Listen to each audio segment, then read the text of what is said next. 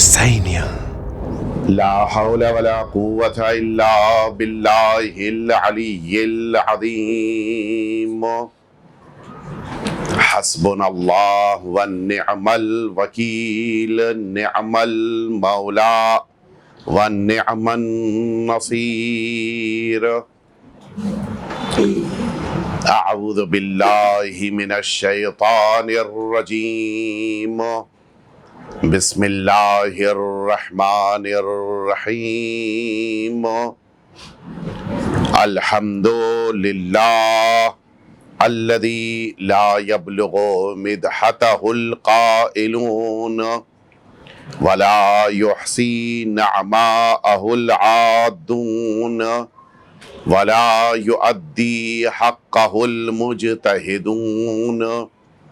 ثم الصلاة والسلام والتحیۃ والإکرام على سید الانبیاء والمرسلین سیدنا و مولانا ابی القاسم محمد.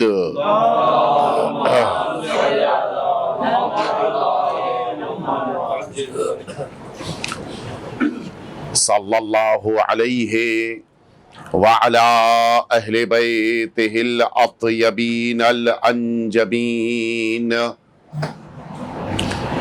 الذین اذهب اللہ عنہم الرجس وطہرہم تطہیرا.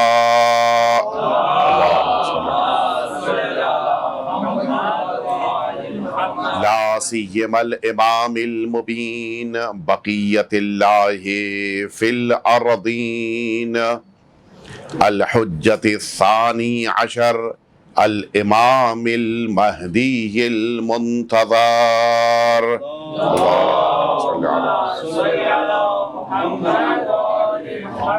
عجل اللہ تعالی فرجہ الشریف واللعنۃ الدائمۃ الباقیہ على اعدائهم اجمعین. اما بعد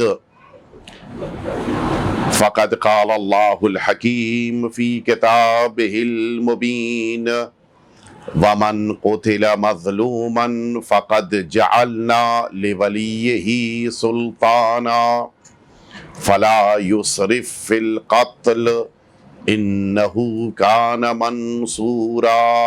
صلوات.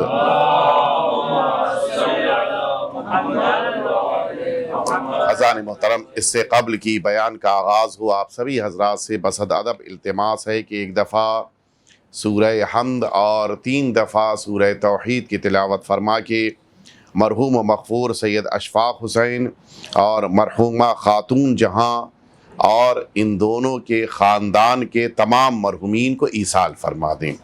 اعوذ باللہ من الشیطان الرجیم. بسم اللہ.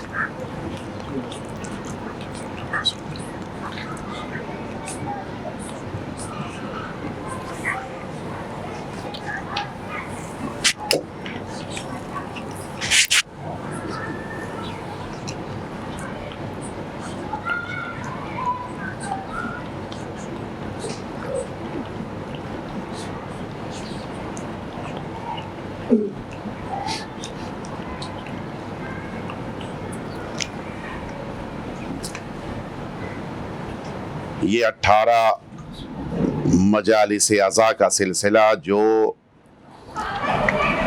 ان مؤمنین نے، برادران نے قائم کیا ہے، جو واقعاً قابل ستائش بھی ہے، اور اس اعتبار سے کہ جو سرکار سید الشہداء کی تمنا ہے اس تمنا کو پورا کرتے ہوئے ان مجالس عزا کو منعقد کیا گیا.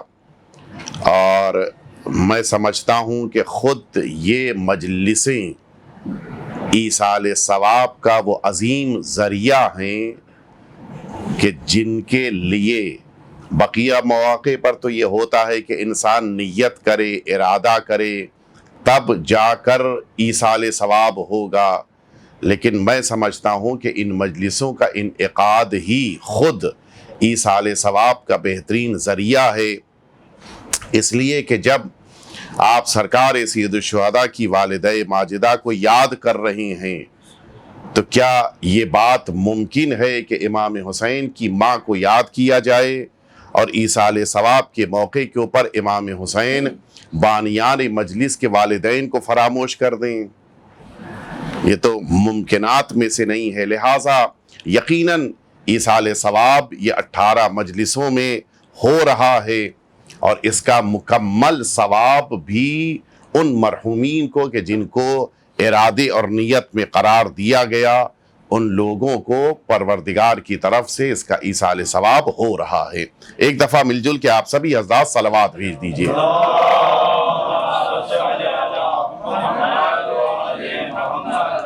گفتگو آپ حضرات کے ذہنوں میں ہے، میں عزائے امام حسین اور امام عصر صلوات اللہ وسلامہ علیہما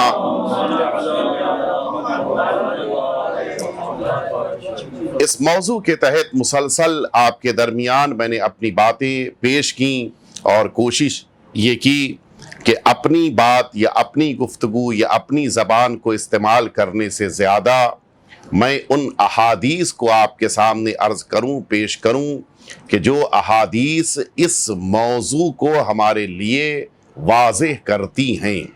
اور اس سلسلے کی آج آخری گفتگو آپ کے ذہنوں کے حوالے کرنی ہے، اور اس امید کے ساتھ کہ یقیناً یہ مجالس عزا جن عظیم الشان شخصیتوں کے تذکرے کے لیے منعقد ہوئی ہیں، ان کی بارگاہ میں یہ مجالس عزا مقبول ہوں، اور ان کی بارگاہ سے اس کا اجر اور اجر عظیم سارے افراد کو عطا کیا جائے۔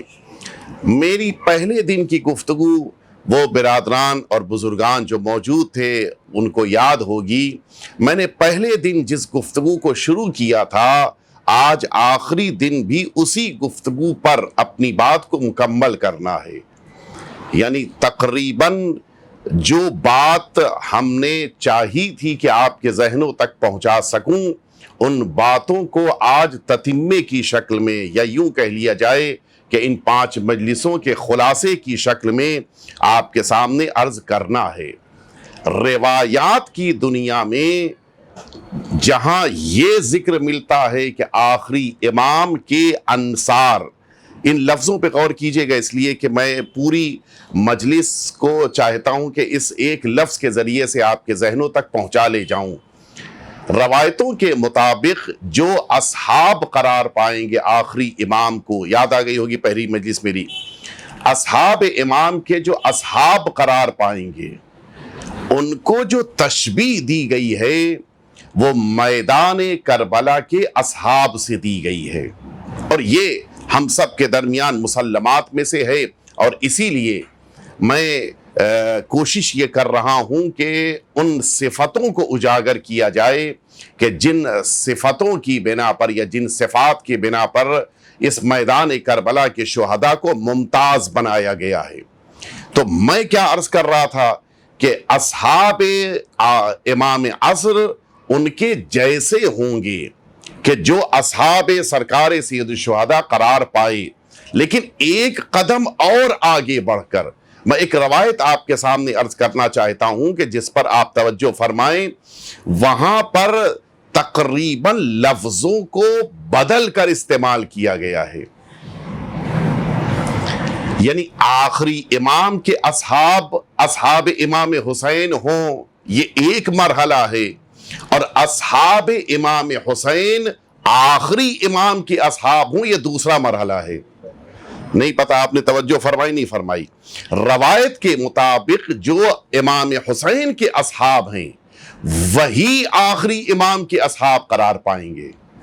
توجہ فرمائی آپ نے، یعنی ظاہر ہے کہ یہ شخصیتیں تو آئیں گی، آج روایت آ رہی ہے، یہ شخصیتیں رجعت میں آ رہی ہیں، لیکن ان شخصیتوں کو رجعت میں آنے کے بعد آخری امام کی مدد نہیں کرنی ہے۔ توجہ فرما رہے ہیں؟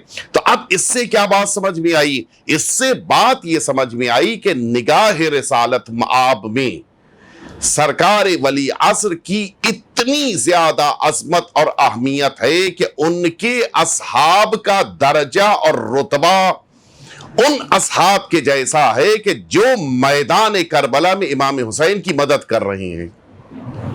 یعنی اتنا زیادہ اصحاب امام عصر کو رسالت مآب عظمت دے رہی ہیں کہ امام حسین کی مدد کرنے والوں کو آخری امام کا مددگار قرار دے رہی ہیں. یہ ایک عجب رتبہ ہے اور درجہ ہے کہ جس کے لیے میں پہلے روایت عرض کر دوں پھر اس کو مزید واضح کر دوں گا آپ کے لیے. سرکار سید الشہداء نے جو خطبات دیے ہیں شب عاشور، وہ خطبات بڑے قیمتی ہیں، اور اسی لیے اس سے پتہ چلتا ہے کہ کتنا اہل بیت اطہار کے گھرانے میں آخری امام کا احساس، تصور یا ان کے سلسلے میں ذکر پایا جاتا ہے. سرکار سید الشہداء نے میدان کربلا میں شب عاشور 3 بار آخری امام کا تذکرہ کیا ہے. 3 بار.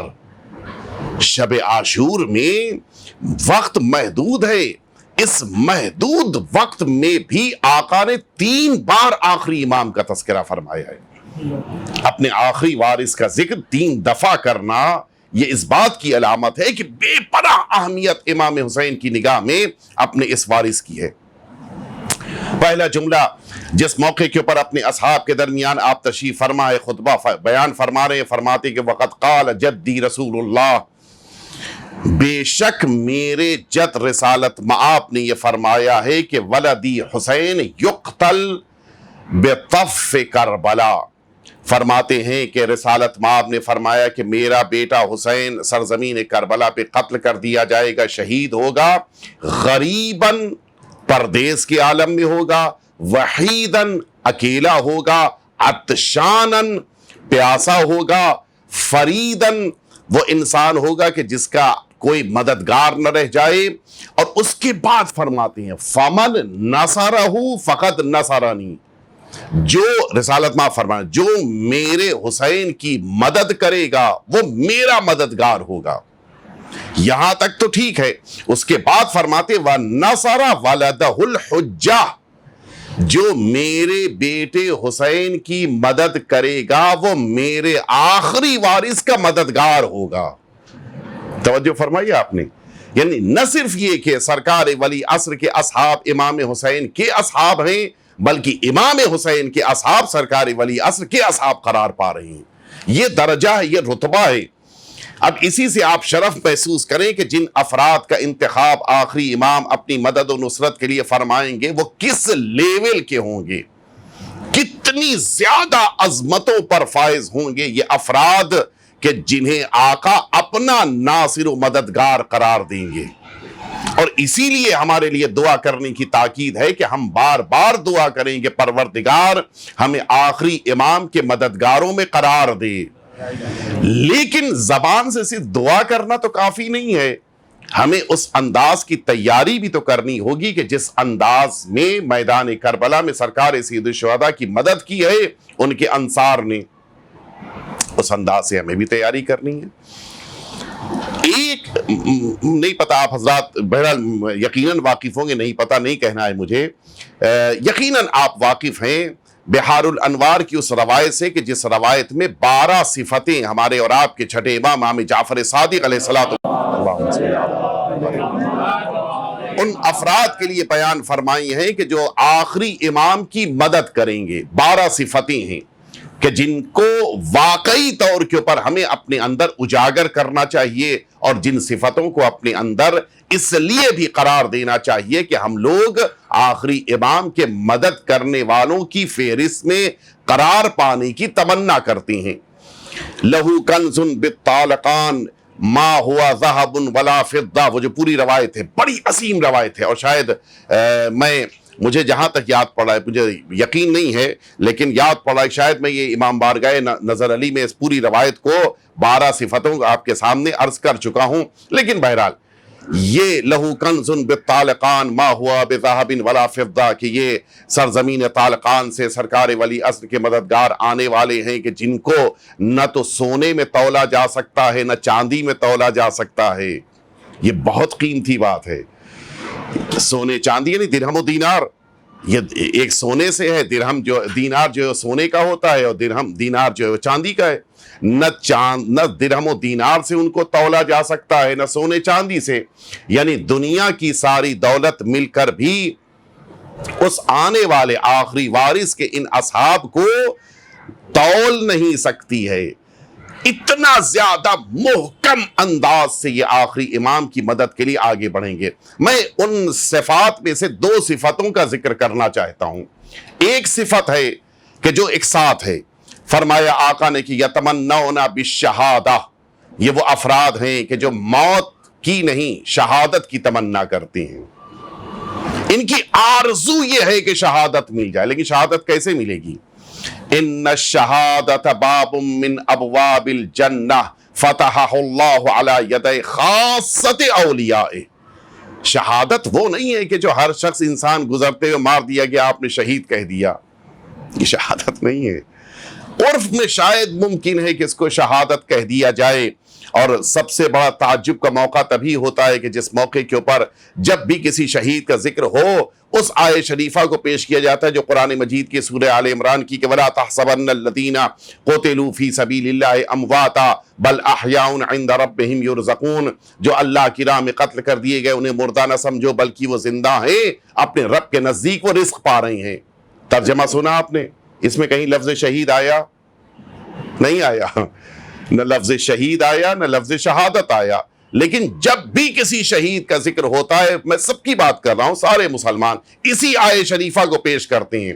لفظ شہادت اس آیت میں نہیں آیا ہے، لفظ شہید اس آیت میں نہیں آیا ہے، بلکہ لفظ شہید ایک اور جگہ آیا ہے جو حدیث پیغمبر ہے۔ الا ومن مات علی حب آل محمد مات شہیدا، لفظ شہید وہاں پر رسالت مآب نے استعمال کیا ہے جہاں پر محبت اہل بیت کے ساتھ دنیا سے جانے والا ہو انسان۔ غور فرمایا آپ نے؟ یعنی قرآن اور حدیث کو جمع کر دیا جائے تو نتیجہ کیا نکلے گا؟ ہر مقتول فی سبیل اللہ شہید نہیں ہے سوائے یہ کہ محبت اہل بیت کے ساتھ دنیا سے جا رہا ہو۔ تو ہر ایک شہید نہیں ہے، جو ہمارا ایک نیچر ہے، مزاج ہے، جس کو پایا جہاں پایا شہید لکھ دیا، یہ شہید نہیں ہے۔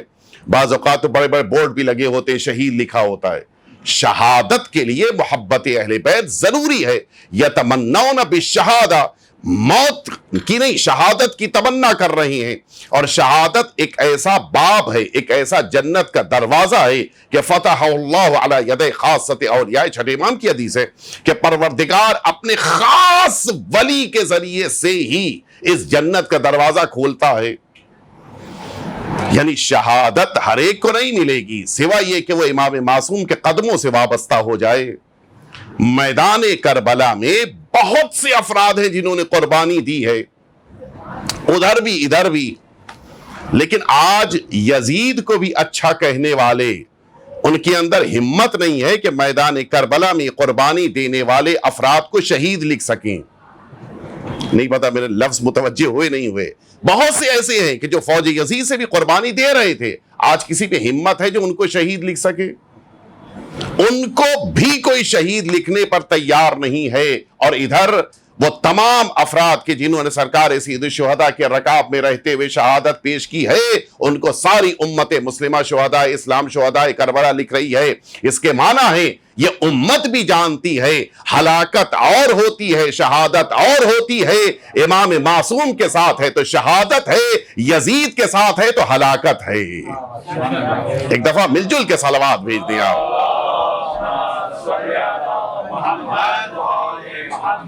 یتمنون بالشہادہ ویدعون ان یقتل فی سبیل اللہ، دعا کرتے ہیں کہ ہمیں اللہ کی راہ میں قتل کر دیا جائے۔ یہ 2 چیزیں، اور تیسری چیز مولا فرماتے ہیں شعارہم یا لثارات الحسین۔ کیوں؟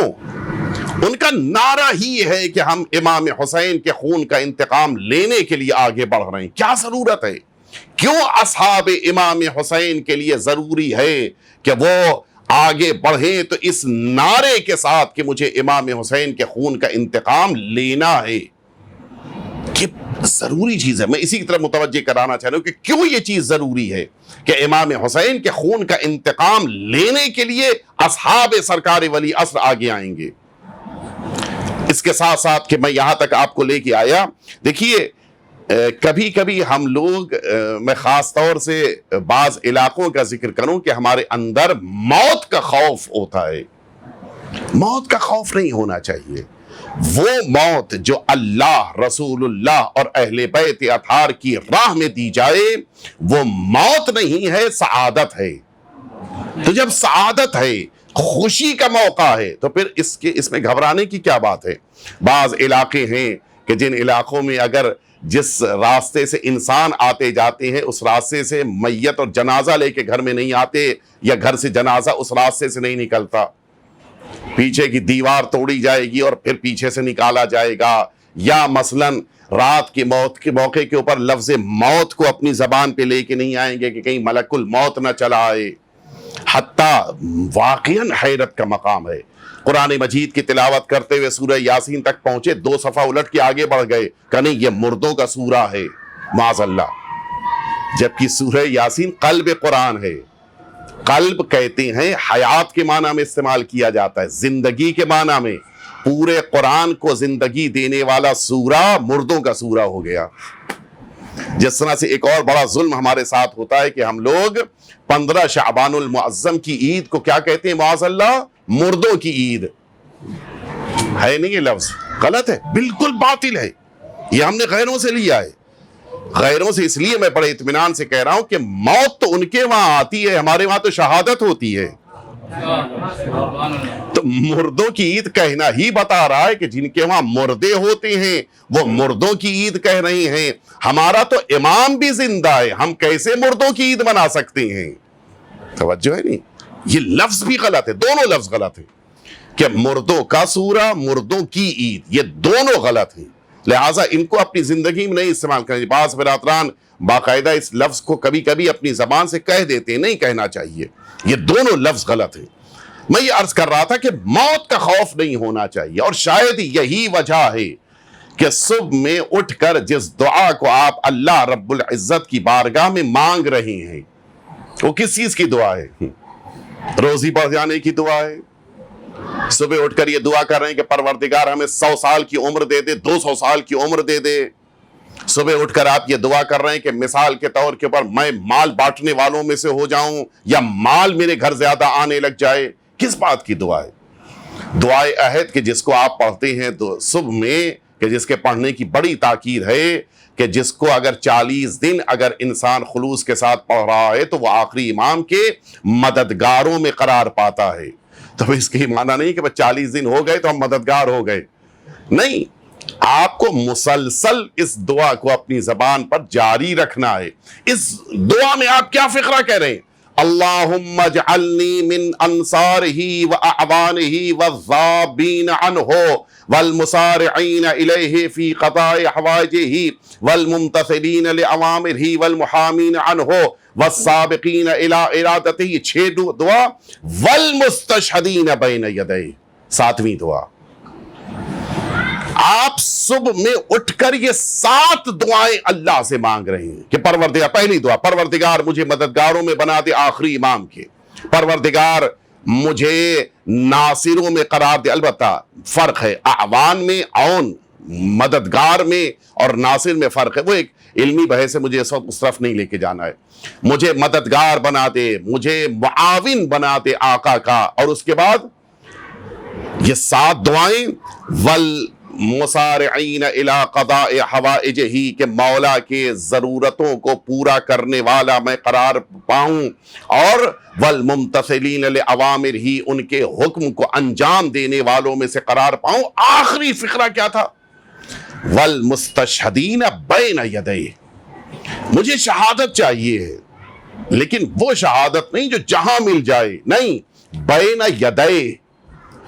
مجھے امام کے رکاب میں امام کی نگاہوں کے سامنے شہادت چاہیے. یہ اصل جذبہ ہے. بہت سی جنگوں میں ایسا ہوتا ہے کہ کمانڈر کے بعد فوجی قتل کیے جاتے ہیں. وہ جنگ کی بات نہیں ہو رہی ہے، اس جنگ کی بات ہو رہی ہے کہ جس جنگ میں مجھے شہادت ملے میرے رئیس، میرے امام کی نگاہوں کے سامنے۔ غور فرما رہے ہیں ہم؟ ہر شخص یہ دعا کرتا ہے، آپ نے غور کیا کبھی؟ ہر شخص یہ دعا کرتا ہے کہ مثلا میں فلاں کا انتظار کر رہا ہوں، جب وہ آ جائیں تو پھر ان کے آنے کے بعد میں اچھے سے ان کے ساتھ اٹھ بیٹھ سکوں۔ مثلا بیٹا گیا ہوا ہے دبئی، واپس آنے والا ہے، باپ یہ دعا کرتا ہے کہ مجھے اتنی مہلت تو ملے کہ میں اپنے بیٹے کے ساتھ 1 سال 2 سال رہ سکوں، اتنے سال سے دور تھا، ہے یا نہیں؟ یہاں تو برعکس ہو رہا ہے، امام کے آنے کے بعد اپنی شہادت کی تمنا کی جا رہی ہے۔ کیوں؟ اس لیے کہ ہمیں میدان کربلا کو اپنی نظر میں رکھنا ہے۔ کربلا میں جب تک اصحاب امام حسین باحیات رہے، امام حسین کے جسم اطہر تک ایک تیر بھی نہیں پہنچا ہے۔ یہ اصل جذبہ ہونا چاہیے۔ سرکار سید الشہداء کی زندگی کا وہ حصہ کہ جس میں آپ اتنے دشمنوں کے بیچ گھرے ہوئے ہیں، ہزاروں کا مجمع ہے، لیکن کوئی ایک زخم آپ دکھا دیئے سرکار سید الشہداء کہ جب تک اصحاب باحیات رہے۔ البتہ اعزاء کی شہادت کے موقع پہ بعض آپ کے جسم کے اوپر زخم پہنچے ہیں، لیکن جب تک اصحاب باحیات ہیں کوئی ایک زخم بھی آپ دکھا دیجئے، کوئی زخم نہیں۔ یہ اصل اصحاب ہونے چاہیے، ایسے اصحاب چاہیے جو وارث حسین ہیں، وہ حسین کے جیسے ہیں۔ تو جب وارث حسین حسین کے جیسے ہیں تو وارث حسین کے اصحاب کو بھی اصحاب حسینی کے جیسا ہونا چاہیے۔ یہ جذبہ ہمارے اندر۔ والمستشہدین بین یدیہ، ہم امام کی نگاہوں کے سامنے درجہ شہادت پر فائز ہو جائیں، یہ سب سے بڑی ہماری تمنا ہونی چاہیے۔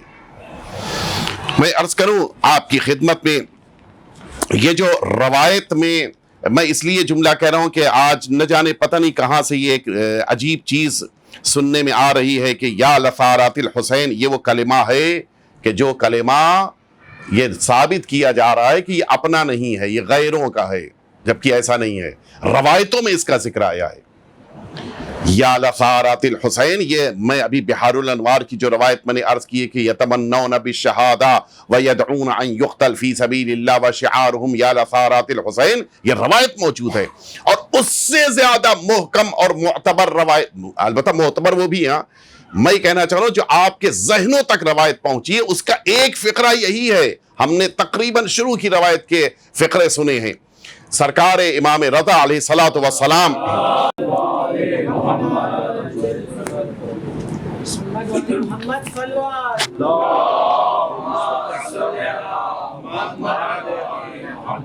یہ عیون و اخبار رضا میں بھی روایت ہے، اور بھی بقیہ کتابوں میں روایت موجود ہے۔ وہ جو معتبر روایت آپ ہمیشہ سنتے ہیں پہلی ماہ محرم کو، کہ آقا نے فرمایا کہ یبن شبیب ان کنت باکیا فابکی علی الحسین، یہ جو روایت آپ سنتے ہیں اس کا اگلا فقرہ کیا ہے؟ مولا نے مصائب کے جملے فرمائے کہ امام حسین کو کس مظلومیت کے ساتھ شہید کیا گیا۔ فرماتے ان کنت باکیا فابکی للحسین بن علی فإنہ ذبح کما یذبح الکبش، یہ پوری روایت۔ اس کے بعد اگلا جملہ فرماتے ہیں اسی روایت میں، وَلَقَدْ نَزَلَ إِلَى الْأَرْضِ مِنَ الْمَلَائِكَةِ 4,000 لِنَصْرِهِ، اللہ رب العزت کی بارگاہ سے اجازت لے کہ یہ ملائکہ 4,000 کی تعداد میں میدان کربلا میں امام حسین کی مدد کے لیے آئے۔ فَوَجَدُوهُ قَدْ قُتِلَ، لیکن جس موقع کے پر یہ سب پہنچے انہوں نے دیکھا کہ سرکار سید الشہداء شہید ہو چکی ہیں۔ فَهُمْ عِنْدَ قَبْرِهِ شَعْفٌ غَبَرْ إِلَىٰ أَنْ يَقُومَ الْقَائِمُ، یہ اس جگہ کے اوپر ٹھہرے ہوئے ہیں، گئے نہیں، واپس نہیں پلٹے، یہ اسی جگہ پہ آج تک ہیں۔ کس انداز میں؟ اپنے بالوں کو بکھرائے ہوئے۔ البتہ بعض لفظیں ایسی ہوتی جن کا لفظی ترجمہ ممکن نہیں ہوتا، لیکن ان کے بال غبار آلود ہیں۔ اس انداز میں وہ امام حسین کی بارگاہ میں آج تک موجود ہیں، یہاں تک کہ سرکار ولی عصر اس دنیا میں تشریف لائیں۔ یہ سب اس موقع کے اوپر اب کیا کریں گے؟ روایت کی لفظیں ہیں کہ فَيَكُونُونَ مِنْ أَنصَارِهِ، یہ آخری امام کے مددگاروں میں قرار پائیں گے۔ وَشِعَارُهُمْ يَا لَثَارَاتِ الْحُسَيْنِ، اور ان ملائکہ کی زبانوں کے اوپر بھی یہی کلمہ ہوگا کہ ہمیں امام حسین کے خون کا انتقام لینا ہے، البتہ میں عرض کر دوں کہ یہ جو شبہ کی ایک بنیاد ہے وہ وجہ یہ ہے کہ بعض افراد کے جو جناب مختار کے زمانے میں جنہوں نے قیام کیا تھا، ظاہر ہے کہ جناب مختار کا قیام اور تھا اور بہت سے ایسے توابین تھے کہ جن کا قیام الگ تھا، ان کا شعار بھی یا لثارات الحسین تھا، لہذا ایک شبہ پیدا ہوا، یا بعض بنی عباس نے بھی اپنے حکومت کو پانے کے لیے اس کلمے کو یا لثارات الحسین کو بعض جگہوں پہ استعمال کیا ہے، لہذا یہ شبہ پیدا ہوا کہ غیروں نے بھی چونکہ استعمال کیا ہے لہذا معاذ اللہ یہ کلمہ ہمارے وہاں نہیں ہے، جبکہ ایسا نہیں ہے۔ ہمارے وہاں یہ کلمہ مسلمات میں سے یا لثارات الحسین، اور اسی بنا پہ بہت ساری جگہوں کے اوپر آپ نے امام بارگاہوں میں بھی دیکھا ہوگا یا لثارات الحسین لکھا جاتا ہے۔ تو یہ باقاعدہ روایات کی بنا پہ ہے۔ ہمارا نعرہ ہی یہی ہونا چاہیے کہ ہمیں سرکار سید الشہداء کے خون کا انتقام لینا ہے، اور اس جذبے کے ساتھ ہمیں آخری امام کا انتظار بھی کرنا ہے اور تیاری بھی کرنی ہے۔ آئیے میں آپ کو حتیٰ وہ زیارات جامعہ، ایک ہے زیارت جامعہ اور ایک ہے زیارات جامعہ، زیارت جامعہ طویل ہے، زیارات جامعہ ذرا مختصر ہے۔ اس زیارات جامعہ میں بھی جہاں پہ آخری امام کا تذکرہ ہے وہاں بھی یا لثارات الحسین لفظ وارد ہوا ہے۔ میں وہ پڑھ دوں: السلام علی النائب عن الابصار، السلام علی الغائب عن الابصار والحاضر فی الامصار، وہ ذات کے جو نگاہوں سے غائب ہیں لیکن کائنات میں موجود ہیں ان پر میرا سلام۔ وَيُنَادَى بِشِعَارِ يَا لَثَارَاتِ الْحُسَيْنِ، پکارا جائے گا ان کو کس نام سے؟ یا لثارات الحسین کے نام سے۔ مراد کیا ہے؟ یعنی وہ ذات کے جن کے ذریعے سے امام حسین کے خون کا انتقام لیا جانا ہے۔ تو روایتوں میں اس کی بڑی اہمیت ہے اور اسے ہمیں اپنی زندگی میں اختیار کرنا چاہیے۔ آئیے میں عرض کیا تھا بات کو جلدی سے مکمل کر کے اصل بات کی طرف میں آپ کو لے کے آ جاؤں۔ 3 دفعہ شب عاشور آقا نے سرکار ولی عصر کا ذکر فرمایا ہے۔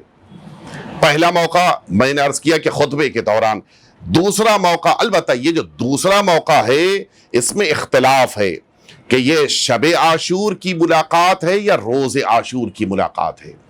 سرکار سید الشہداء معمولاً مصائب کے موقع کے اوپر یہ ذکر آتا ہے کہ آخری لمحات میں اپنے بیٹے سے ملاقات کرنے کے لیے تشریف لائے تھے۔ اسی طرح سے شب عاشور بھی 2 بار اپنے بیٹے کے سرہانے امام حسین آئے ہیں اور ان کی بیماری اور ان کی کیفیت کو دریافت کیا، روایتوں میں وارد ہوا ہے۔ ان میں سے ایک موقع ہے، اب یا تو شب عاشور یا روز عاشور، سرکار سید الشہداء نے اپنے بیٹے سے گفتگو فرمائی ہے، اس میں یہ جملہ فرمایا کہ یا ولدی یا علی، اے بیٹا، واللہ لا یسکن دمی، اللہ کی قسم میرے خون کو سکون نہیں ملے گا، حتی یبعث اللہ المہدی، یہاں تک کہ پروردگار میرے آخری وارث کو اس دنیا میں بھیجے، فَيَقْتُلُ عَلَى دَمِي مِنَ الْمُنَافِقِينَ الْكَفَرَةِ الْفَسَقَةِ 70,000، کہ اس آخری وارث کے ذریعے سے یا اس آخری وارث کی ذمہ داری ہوگی کہ ان کافروں، فاسقوں اور منافقوں میں سے 70,000 کو قتل کرے، کہ جس کی بنا پہ بعض مورخین نے لکھا ہے کہ بظاہر میدان کربلا کے لشکر میں جو تعداد تھی دشمنوں کی وہ 70,000 کی تھی، لیکن اس کی بنا پہ معین نہیں ہے، چونکہ آقا نے جو فرمایا ہے کہ 70,000 کو قتل کریں گے، تو 70,000 کو قتل کرنے کے معنی یہ ہے کہ 70,000 وہ ہیں کہ جو امام کے زمانے میں اس روئے زمین پر ہوں گے۔ تو بہرحال اس کے ذریعے سے تعداد معین کرنا مشکل کام ہے، لیکن جیسا میں نے اس دن بھی عرض کیا تھا کہ وہ افراد کے جو امام حسین کے قتل پر آج تک راضی ہیں، وہ افراد کے جنہوں نے جشن منائے، خوشیاں منعقد کی امام حسین کی شہادت پر، فرحت جو لفظ وارد ہوا ہے کہ اس دن روز عاشورہ ان سب نے خوشیاں منائی ہیں، ان افراد کو جب شمار کیا جائے تو 70,000 کی تعداد ہے۔ لیکن بہرحال روایات کی دنیا میں 70 یا 70,000 کے جب لفظ وارد ہو تو اس سے تعداد نہیں معین مراد ہوتی ہے بلکہ کثرت مراد ہوتی ہے، یعنی کثیر تعداد میں آنے والے امام قاتلان امام حسین سے انتقام لیں گے۔ اور اسی طرح سے سرکار سید الشہداء نے اب اپنے اصحاب کے درمیان ان سب کو بشارت دی ہے اور پھر یاد کیا اپنے آخری وارث کو۔ فرماتے ہیں فَأُبْشَرُوا بِالْجَنَّةِ، یہ ابشرو پڑھیں گے تو ترجمہ بدل جائے گا، فَأُبْشَرُوا بِالْجَنَّةِ، تم سب کو جنت کی بشارت دی جاتی ہے۔ ابشرو ہو جائے گا تو بدل جائے گا ترجمہ، فرمایا کہ تم سب کو جنت کی بشارت دی جا رہی ہے۔ فَوَاللَّهِ إِنَّمَا نَمْكُثُ مَا شَاءَ اللَّهُ تَعَالَى بَعْدَمَا يَجْرِي عَلَيْنَا، مولا فرماتے ہیں یہ جو میرے ساتھ حادثات، ہم سب کے ساتھ حادثات، شہادت کی درجات، شہادت کے مصائب و آلام، یہ سب گزر جائیں، اس کے بعد ہم لوگ کچھ مدت تک انتظار کریں گے۔ ثم یخرجنا اللہ وإیاکم، اللہ رب العزت ہمیں بھی اور تم سارے اصحاب کو دوبارہ زمین سے واپس بلائے گا۔ اس کے بعد کب؟ حین یظہر قائمنا، یہاں تک کہ ہمارے امام، ہمارا آخری وارث دنیا میں آئے، فینتقم عن الظالمین، سارے ظالموں سے انتقام لیں، وانا وانتم نشاہدہم، ہم اور تم سب ہوں گے کہ جو اس موقع کے اوپر اپنے دشمنوں کے لیے جب انتقام لیا جائے تو مشاہدہ کریں گے۔ فی السلاسل والاغلال وانواع العذاب النکال، مختلف طرح کی سزائیں ان سب کو دی جائیں گی، ہم سب مشاہدہ کریں گے۔ اور اسی بنا پہ علماء نے لکھا ہے کہ رجعت کے موقع پر ان بزرگان کو انتقام نہیں لینا ہے، رجعت کے بعد ان ساری ہستیوں کو مشاہدہ کرنا ہے، سوائے سرکار سید الشہداء کے، ان ساری شخصیتوں کو مشاہدہ کرنا ہے، اور آخری امام ان سب سے انتقام لیں گے۔ اس کی تفصیل چونکہ میرے موضوع میں نہیں ہے اس لیے اس طرف مجھے نہیں جانا ہے، لیکن ایک خاص طریقہ کار، ایک خاص انداز سے آقا ان سب سے انتقام لیں گے۔ آئیے جس بات کو میں نے آپ کے سامنے شروع کیا تھا اس کو مکمل کیا جائے کہ وہ صفات کے جو میدان کربلا میں اصحاب امام حسین کی ہیں، وہی صفتیں ان کے اندر بھی ہونی چاہیے کہ جو آخری امام کی مدد و نصرت کا جذبہ رکھتے ہیں۔ ایک لفظ وارد ہوا، تین میں نے کہا تھا، تین میں صفتیں بیان کروں گا، دوسری صفت بیان کر رہا ہوں۔ ایک لفظ وارد ہوا ہے کہ جو واقعاً بڑا قیمتی ہے، وہ جو میں نے روایت عرض کی، بحار الانوار کی چھٹے امام فرماتے ہیں کہ لہو کنز بالطالقان ما ہوا بذہب ولا فضہ، وہ مفصل روایت، اس میں ایک جملہ فرماتے ہیں کہ صفات اصحاب امام حسین میں ایک صفت ان کی یہ ہے کہ ہم الاتبع لہو من الامت لسیدہا، فرمایا جس طرح سے ایک کنیز اپنے مالک کے لیے اطاعت گزار ہوتی ہے، اس سے زیادہ اطاعت کرنے والا آخری امام کا مددگار ہوگا۔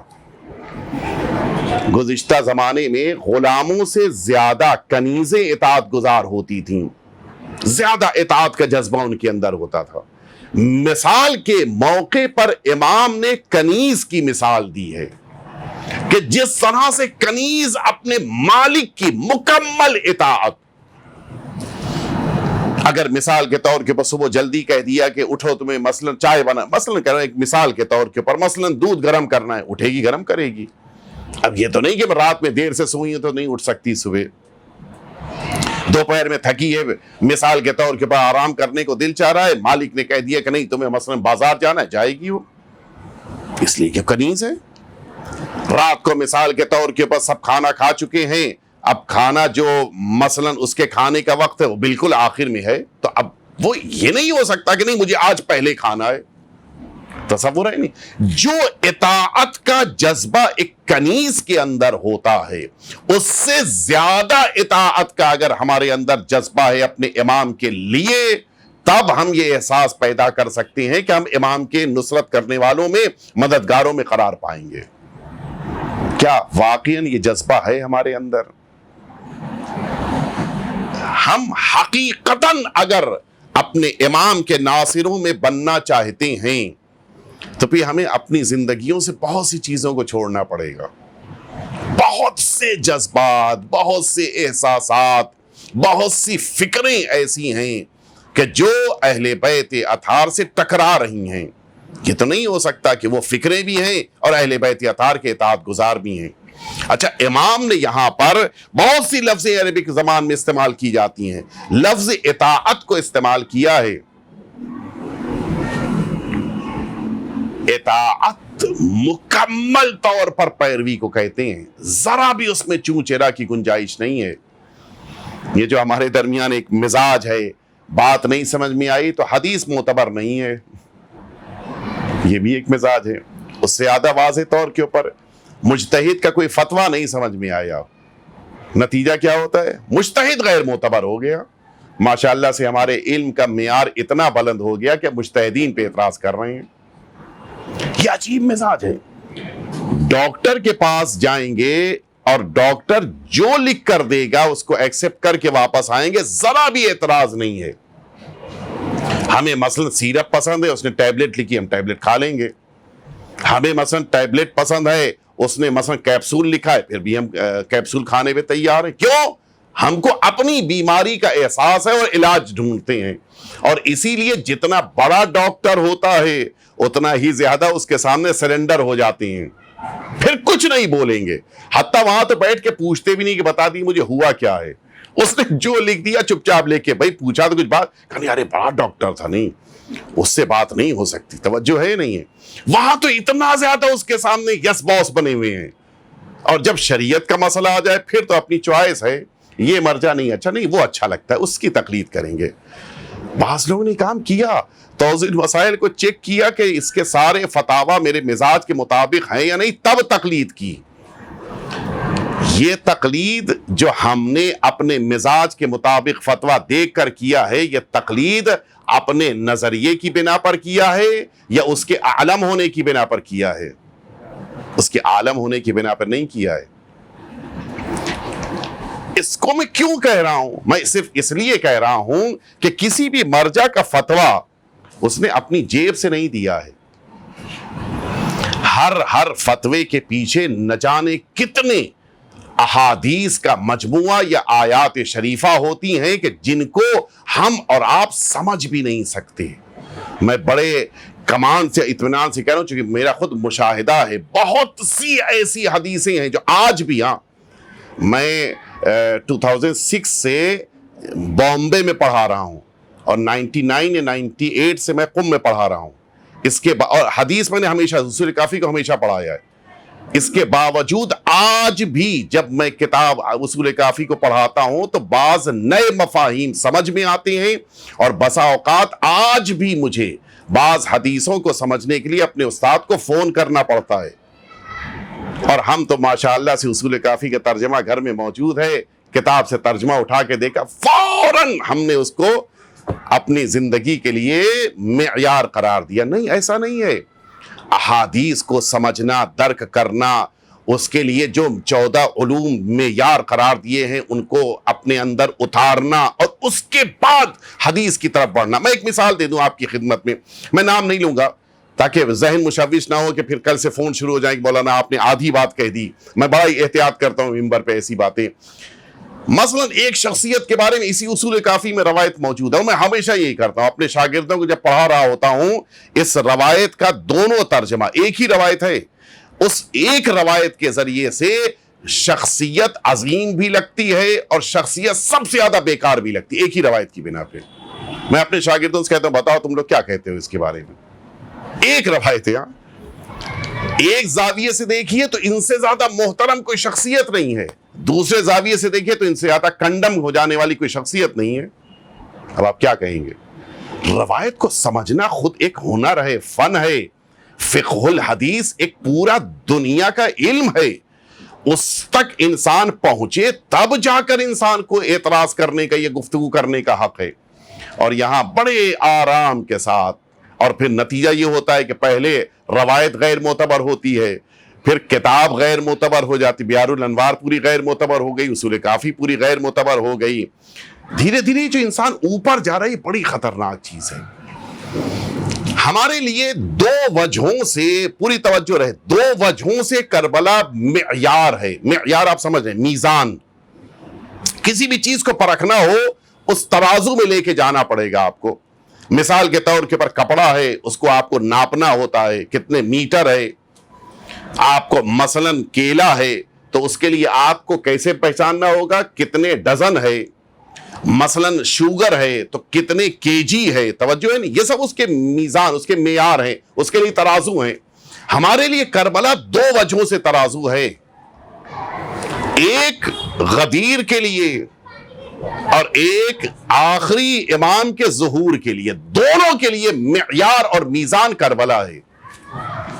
غدیر میں اگر یہ بات آپ ہم سے پوچھئے کہ ہمیں کتنا اپنے مولا کی اطاعت کرنی ہے، تو ہم دنیا کے کسی بھی تاریخی واقعے کو بطور مثال نہیں پیش کر سکتے سوائے کربلا کے، کسی بھی واقعے کو نہیں پیش کر سکتے ہم۔ سارے واقعات آپ دیکھ لیے ابتدائے اسلام سے واقعات کربلا، جتنے بھی واقعات ہیں، کہیں نہ کہیں کوئی نہ کوئی ایسا پہلو نکل آئے گا کہ جس میں آپ کی زبان رک جائے گی۔ کربلا معیار ہے۔ اگر یہ دیکھنا ہے کہ غدیر میں امامت کو کتنا ہمیں اپنی زندگی میں اتارنا ہے، کربلا میں آ کر دیکھو۔ اور اسی طرح سے آخری امام کے اصحاب کو اگر سمجھنا ہے تو پھر آؤ غدیر، آؤ میدان کربلا میں دیکھو۔ یہ دونوں کے لیے درمیان میں میدان کربلا معیار اور میزان ہے۔ اب میں جلدی جلدی چند مثالیں آپ کے سامنے پیش کروں تاکہ ہمارے ذہن متوجہ ہو جائیں کہ واقعاً میدان کربلا، میرا وقت تقریباً پورا ہو رہا ہے، میدان کربلا نے کتنا ہمیں سکھایا ہے کہ اپنے امام کی اطاعت کیسے ہونی چاہیے۔ مثلاً میں ایک مثال آپ کی خدمت میں عرض کروں، اور بقیہ میں آج رہنے دیتا ہوں، پھر کسی موقع پہ عرض کروں گا۔ ایک مثال میں عرض کروں آپ کی خدمت میں۔ دیکھیے، بہت سارے اوقات انسان کا اختیار اپنے اوپر نہیں رہ جاتا، بہت سارے اوقات۔ مثال کے طور کے اوپر آپ کسی کمرے میں بیٹھے ہوں اور خدا نخواستہ اچانک اس کمرے میں آگ لگ جائے۔ اب جو آپ قدم باہر نکال رہی ہیں، یہ آپ اپنے اختیار سے نہیں نکال رہے ہیں، آپ کے اختیار ہی نہیں رہ گیا۔ اب آپ تو بھاگیں گے، تیزی کے ساتھ باہر نکلیں گے، توجہ ہے یا نہیں ہے؟ میدان کربلا میں کیا ہوا تھا؟ یہ سب کو غیر اختیاری طور پہ خیمے سے باہر آ جانا چاہیے تھا یا نہیں آ جانا چاہیے تھا؟ اس کے باوجود کہ بسا اوقات انسان کا اختیار اپنے اوپر سے ختم ہو جاتا ہے، میدان کربلا میں یہ آواز بلند ہوئی کہ بیٹا، امام وقت تم ہو، بتاؤ خیمے میں رہ کے جل جائیں یا باہر نکل آئیں؟ ہم الاتبع لہ من الامت الی سیدہا۔ وہ جو آخری امام کے اصحاب کی صفت بیان کی ہے، اسے دیکھنا ہے تو میدان کربلا میں آپ آ کر دیکھیے۔ اس سے زیادہ اطاعت نہیں مل سکتی امام وقت کی۔ جملہ مجھے کہنے دیجئے، سرکار سید الشہداء نے اپنے اصحاب پر بھی فخر کیا ہے اور اپنے اہل حرم پہ بھی فخر کیا ہے۔ کیوں؟ وجہ یہی ہے، جہاں پر انسان کا اختیار ساتھ چھوڑ دے، وہاں بھی اطاعت امام کا جذبہ اگر موجود ہو، تب انسان اس لائق بنتا ہے کہ امام وقت اس پر ناز کرے۔ ایک دفعہ مل جل کے صلوات بھیج دیں آپ۔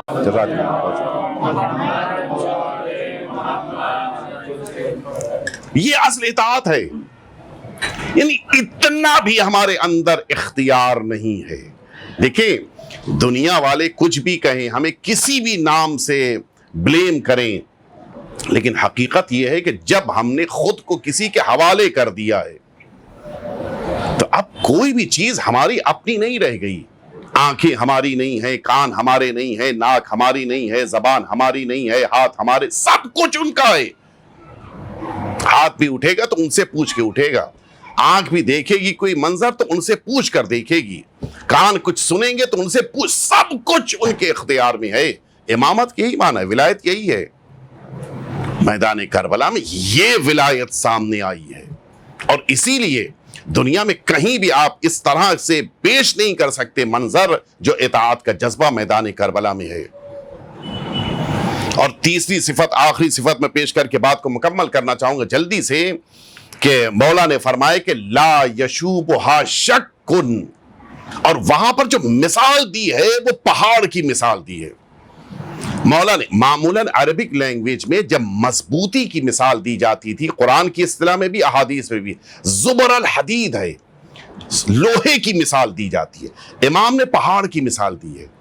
روایت کی لفظی میں عرض کر دوں تاکہ اس کی برکت بھی ہم سب کے سامنے آ جائے. فرماتے اشد من الحجر، ان لوگوں کا عقیدہ پتھر سے زیادہ مضبوط ہے.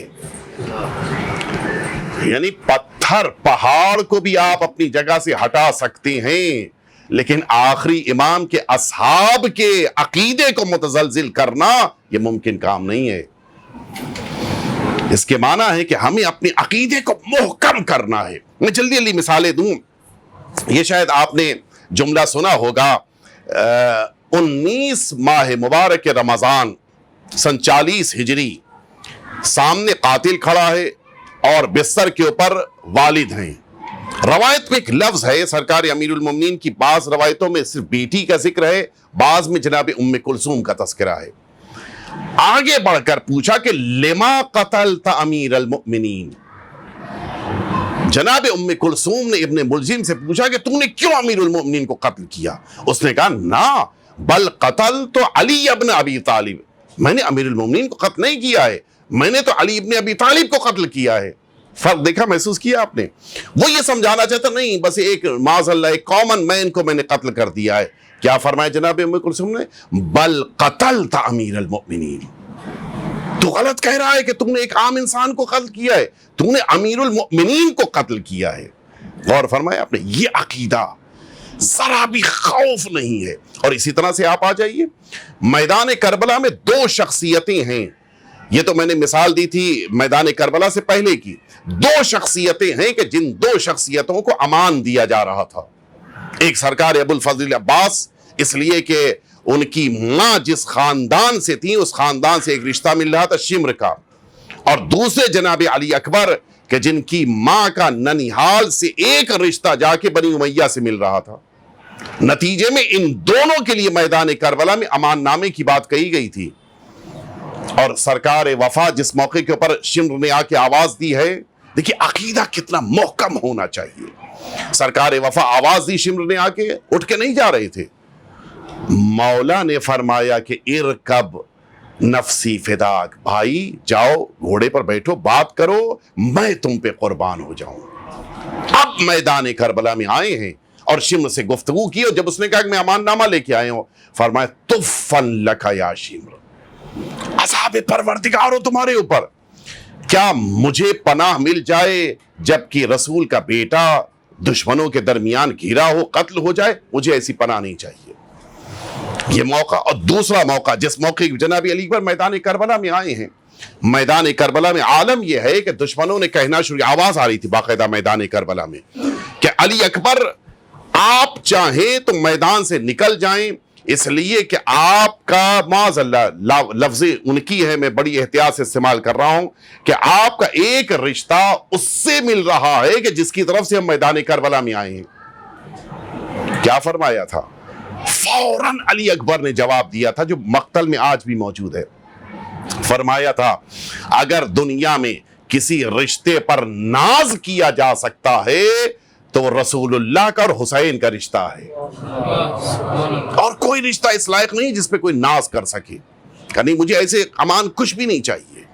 یہ جذبہ ہونا چاہیے. انسان اگر واقعاً اپنے عقیدے میں محکم ہے، مضبوط ہے، تب اس بات کا اس کے اندر جذبہ ہونا چاہیے کہ نمازوں کے بعد بیٹھ کر یہ بات کہے کہ مولا آ جائیے.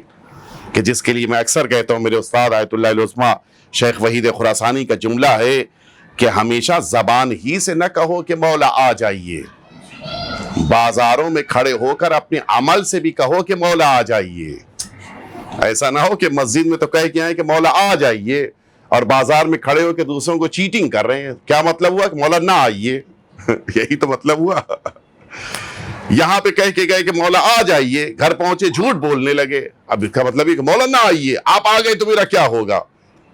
ان کا یہ جملہ ہے کہ نہیں، صرف زبان ہی سے نہ کہو، اپنے عمل سے بھی کہو کہ مولا آ جائیے. یہ اصل میں آ رہے ہیں. بس میری آج کی گفتگو مکمل ہو گئی. میں جس مفہوم کو، جن باتوں کو آپ کے ذہنوں تک پہنچانا چاہ رہا تھا، اس کا اصل مقصد یہی تھا کہ ہمیں امام حسین کا سچا عزادار بنتے ہوئے اپنے آخری امام کا ناصر اور مددگار بننا ہے. جلدی سے میں شاید 2-3 منٹ اور میں آپ کا وقت لینا چاہوں، کوئی تفصیل بیان کیے بغیر واقعہ آپ کے ذہنوں کے حوالے کر کے بات کو مکمل کرنا چاہوں گا۔ مرحوم مقدس اردبیلی علیہ رحمت والرضوان بڑے جلیل القدر عالم دین گزرے ہیں، اور ان کا ایک خاص مقام ہے۔ ان کے بارے میں ملتا ہے کہ وہ ہر سال یہ زیارت اربعین کے لیے جاتے تھے۔ یہ بھی ایک مسئلہ ہے کہ بعض لوگ کہتے ہیں کہ زیارت اربعین بالکل تازی ہے، نیا کلچر ہے، پرانا نہیں ہے۔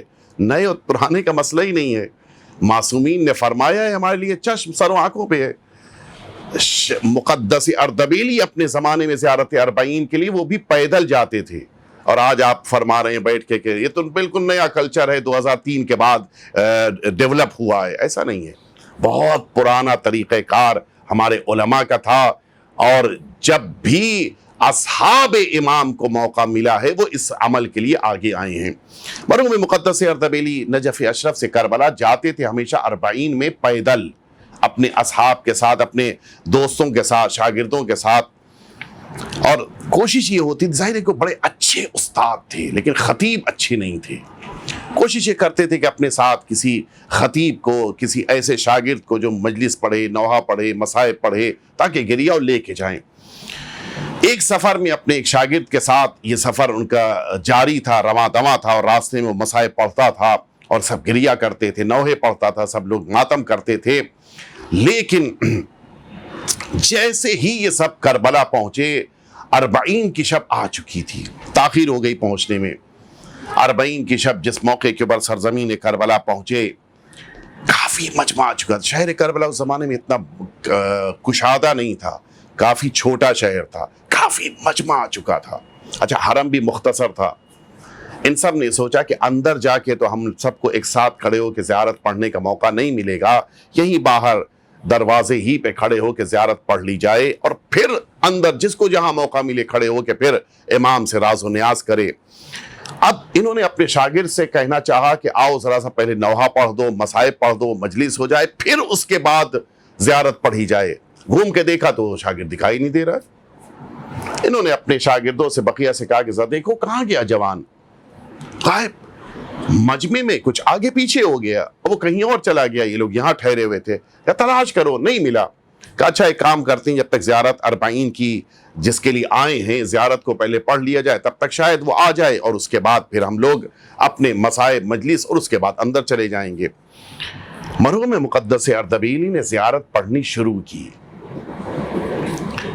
ظاہر ہے کہ اب مقدس اردبیلی زیارت پڑھ رہے ہیں، بقیہ لوگ بھی آ چکے تھے، سارے زائرین جمع ہو چکے ہیں، شاگرد بھی ہیں، اور یہ بلند آواز سے زیارت پڑھ رہے ہیں، سب گریہ کر رہے ہیں، اور زائرین میں سے بھی جو مومنین ہیں وہ بھی گریہ کر رہے ہیں۔ انہوں نے زیارت مکمل کی، اور زیارت کے ختم ہونے کے بعد زائرین میں سے ایک شخص نے بڑے ہی احترام کے ساتھ کہا کہ آپ نے جو زیارت پڑھی اس میں سے فلاں جگہ کے اوپر ایسے نہیں، ایسے ہونا چاہیے۔ مقدس اردبیلی نے قبول کر لیا۔ اتنا بڑا مسئلہ نہیں ہوتا، کبھی کبھی ہم لوگ بھی وہ زیر زبر کے مسئلے میں اتنا الجھ جاتے ہیں کہ اصل بات ہی غائب ہو جاتی ہے۔ مثلا فلاں خطیب نے منبر پہ یہ اس طرح سے پڑھ دیا، ارے پڑھ دیا، ہو گیا، منہ سے نکل گیا، اتنا الجھنا نہیں چاہیے۔ مجھے یاد ہے 89 میں شاید شعیب بھائی رہے ہوں وہاں پہ، میں نے ایک اشرا پڑھا تھا ماہم میں، وہاں پہ ایک لفظ کے لیے انہوں نے اتنا ادھم مچایا، ایک کلمے کے لیے۔ روایت یہ ہے در واقع، حسبنا کتاب اللہ، بعض لوگ کتاب اللہ پڑھتے ہیں، حسبنا کے بعد اعنی چھپا ہوا ہے، حسبنا کتاب اللہ ہے۔ میں نے کتاب اللہ پڑھا تھا، وہ یہ سمجھے، کچھ لوگ ہوتا نا شروع میں کچھ عربی پڑھ لی، اچھا میں بھی حوزے میں اس زمانے میں ابتدا میں آیا تھا تو میں بھی مضبوط نحو صرف کا جاننے والا تھا، وہ مصر کہ کتاب اللہ ہے، اور میں کہہ رہا ہوں کتاب اللہ۔ اب وہ کہہ رہے تھے کہ حسبنا کتاب اللہ ہو، ہم کہے کتاب اللہ ہو، بلا وجہ اتنا زیادہ نہیں بڑھانا چاہیے میٹر کو۔ ایک مجلس پڑھنے والا ہو سکتا ہے منہ سے نکل، البتہ مجھ سے غلط نہیں نکلا تھا، لیکن ایک اصرار۔ مقدس اردبیلی نے کہا کہ ٹھیک ہے، آپ کہہ رہے تو صحیح ہے۔ ابھی تک متوجہ نہیں تھے مقدس اردبیلی، انہوں نے بھی غور کیا کہ ہاں اس طرح سے اعراب ہونا چاہیے، بات ختم ہو گئی۔ انہوں نے کہا کہ دیکھو کہاں ملا کہ نہیں ملا وہ شاگرد، پتہ چلا نہیں ملا۔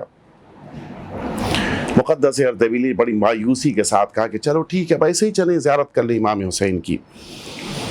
اچانک اسی شخص نے جو پیچھے متوجہ کرایا تھا کہ زیارت میں فقرہ یوں ہونا چاہیے، اس شخص نے مقدس اردبیلی سے کہا کہ کہیے تو میں مصائب پڑھ دوں۔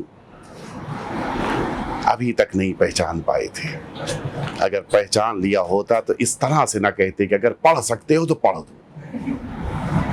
اب آپ سنیں گے جملہ ملتا ہے کہ اس عظیم الشان شخصیت نے شب اربعین کا موقع ہے، امام حسین کا حرم ہے، سارے زائرین جمع ہے، امام حسین کی زری کی طرف رخ کر کے ایک جملہ فرمایا بس مصائب کا، اور یہی ایک جملہ مصیبت کے لیے کافی تھا۔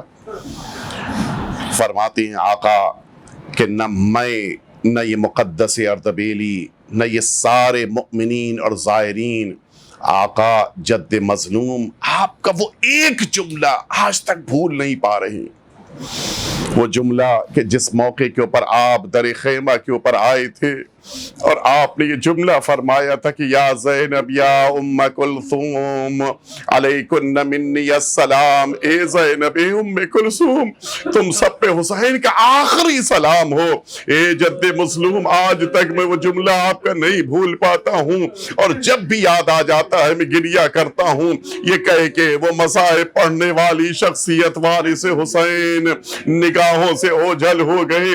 لیکن حقیقت یہ ہے کہ امام حسین کا وہ جملہ جناب زینب کے لیے بڑا سخت تھا، بیویوں کے لیے بڑا سخت تھا۔ امام حسین کا رخصت ہونا، امام حسین کا آخری دفعہ الوداع کہنا، یہ شہزادی زینب کے لیے بڑا سخت تھا۔ آئیے دلوں کو میدان کربلا روانہ کریں، وہ مصیبتیں جو میدان کربلا میں اہل بیت نے برداشت کی ہیں، ان مصیبتوں میں سب سے عظیم مصیبت یہی تھی کہ جناب زینب علیہ مقام اپنے بھائی سے رخصت ہو رہی ہیں۔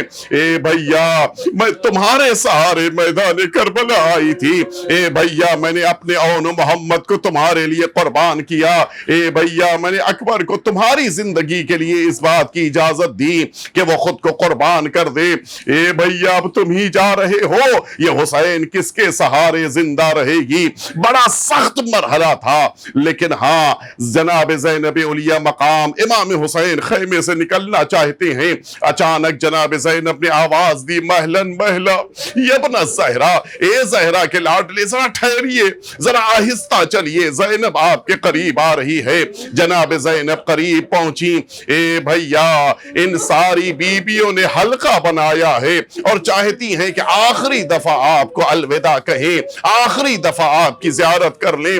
حسین پلٹے، ساری بیویاں حلقہ بنا کے موجود ہیں، امام حسین ساری بیویوں کے سامنے پہنچے، ہر بیوی کے سامنے حسین ٹھہرتے تھے چند لمحات کے لیے رک کر، اور اس کے بعد آنکھوں سے اشک جاری ہو جاتے تھے، حسین آگے بڑھ جاتے تھے۔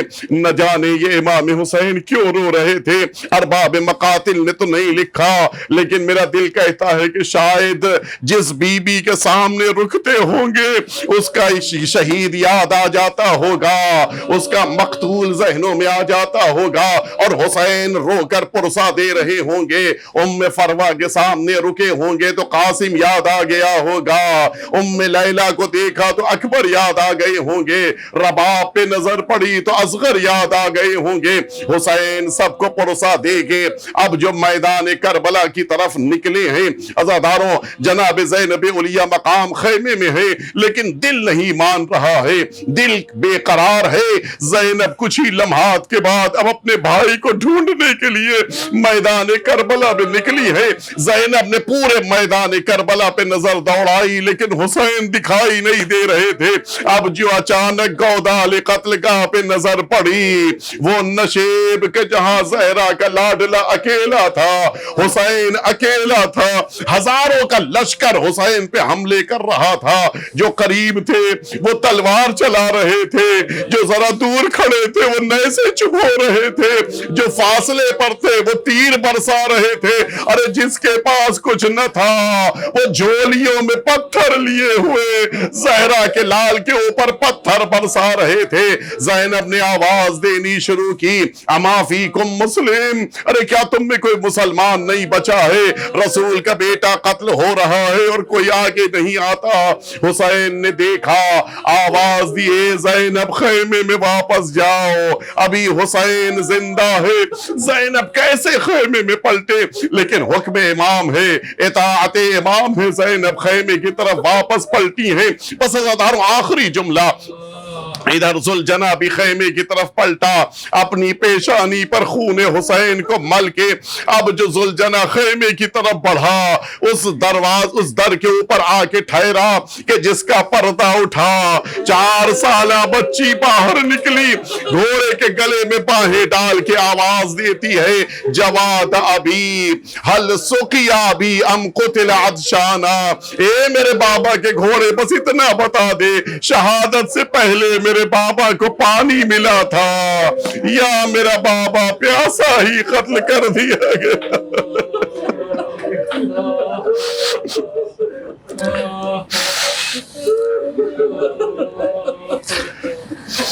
الا لعنت اللہ علی القوم الظالمین وسيعلم الذین ظلموا ای منقلب ینقلبون. الہی بحق الزہراء وابیہا وبعلہا وبنیہا والسر المستودع فیہا ان تصلی علی محمد وآل محمد. پروردگار ہم سب کے آقا اور مولا کے ظہور میں تعجیل فرما, ہم سب کو حضرت کے رکاب میں دشمنان حسین سے انتقام لینے کی توفیق عطا فرما. پروردگار ہم سب کو حضرت کے رکاب میں شہادت نصیب فرما. پروردگار جو مؤمنین اور مؤمنات بیمار ہیں ان سبھی کو شفائے کامل و عاجل عطا فرما. پروردگار جس مرد مؤمن کے گھر میں یہ مجلس عزا منعقد ہو رہی ہیں, پروردگار ان کے گھر والوں کی توفیقات میں اضافہ فرما, ان کے گھر میں امام حسین کی برکت کو نازل فرما, ان کے تمام مرحومین پہ اپنی رحمت نازل فرما. پروردگار ہم سب کو عاقبت بخیر فرما, اس دنیا میں امام حسین کی زیارت اور آخرت میں شفاعت نصیب فرما. ربنا تقبل منا انک انت السمیع العلیم. التماس ہے کہ آپ سبھی حضرات ایک دفعہ سورہ حمد اور 3 دفعہ سورہ توحید کی تلاوت فرما کے مرحوم و مغفور سید اشفاق حسین اور مرحومہ خاتون جہاں, ان دونوں کی ارواح کو اور ان کے خاندان کے تمام مرحومین کی ارواح کو ایصال فرما دیں.